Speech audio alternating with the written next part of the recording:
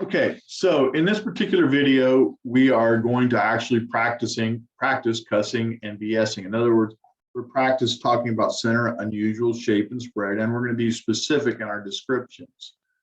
So the first thing we have is we have this graph here, and just please remember when we talk about data, it's never perfect. So it's just reasonably, all right? So we're going to take a look at this, and the first thing I want to do is probably fit a curve to it. When I fit a curve to it, it looks something like that. Now, that's not the most beautiful, but I look at it and go, you know what? That's reasonably symmetric, mound shape, etc.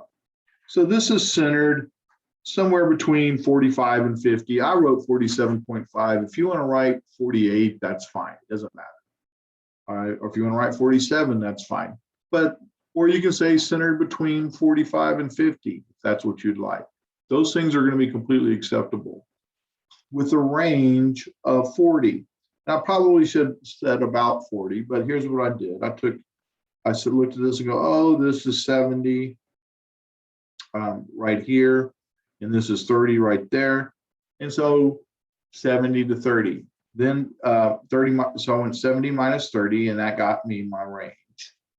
I also said the cluster is located within the interval 30 to 70, so I know where it is. So people's like, oh, this is where they're going to draw this thing. Then I talked about the shape, reasonably symmetric and mound shape with no unusual features. Now, in this particular instance, even though I don't need to talk about it, the mean and the median should be about equal, as should the mode.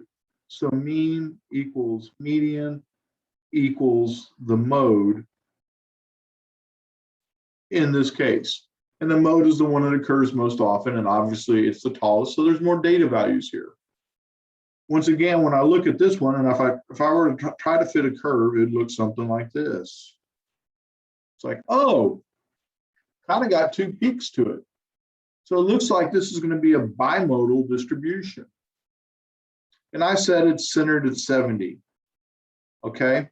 And it's about 70, and probably a little bit less, but it's centered about 70 with a range of 30, so 85 minus 55. That's where the interval lies. Notice I used a singular value. It's always a singular value here. So in this, I marked over it, so this is 30. It's bimodal with peaks at, and very important to tell me where the peaks are. And basically, probably should have said this peak, obviously I gave the wrong number. It probably shouldn't say 67. I'm going to scratch that out and say that peak is more like at 63. And then this other peak is at about 77. And when I talked about unusual features, it doesn't have any, but some people say bimodal is. So I'm going to say the graph has no gaps or outliers. Here I just said there's nothing, no unusual features, but make sure you cuss it out. So I've talked about, in this case, centered. I discussed the unusual features, no gaps or outliers. I talked about the shape being bimodal, and then I talked about the spread when I talked about the range. But consequently, I've completely cussed it out. Now notice, I didn't specifically say mean or median. I just gave center. I didn't talk about standard deviation, etc. If I hit one of those, as long as I hit something in the shape, something in the spread, something about the center, I'm usually good to go. All right, so I take a look at this next graph. And once again, I'm going to fit a curve to it. And I fit a curve, I should say. There it is. It's like, oh, it looks like I'm being stretched to the left. If I'm being stretched to the left, that means it's going to be skewed left. Center is probably going to be somewhere between 50 and 55, so right around in here, about half the data. Basically, center is about half the data below, half the data above, so right around here. That's an estimate, it's not perfect. All right, with a range of 40, and that's because we had, and I said around 22 to 62. And they said the shape is skewed left, the mode is at 57. And then I noticed something. I don't have data here, and I don't have any data here. Since I don't have data, I have gaps. So in this case, there are gaps at 30 and 50. So we're centered at 50. So there's our center. This is our unusual, where the gaps are. Then we talked about skewed left. There's my shape. And then we have the range of 40, which is my spread. So I've completely cussed that one out as well.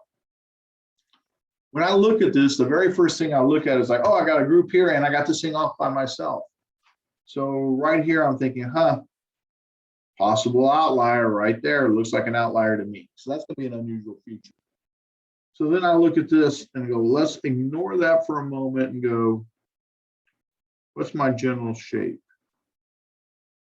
Oh, that's reasonably uniform. It's not exactly. I love that for those perfect imperfections. So the main cluster is reasonably uniform, and the main cluster is centered at about 17. So right about here. And lies within interval 3 to 33. Again, we're all talking about the main cluster at this point, not the distribution. But I need to talk about the distribution.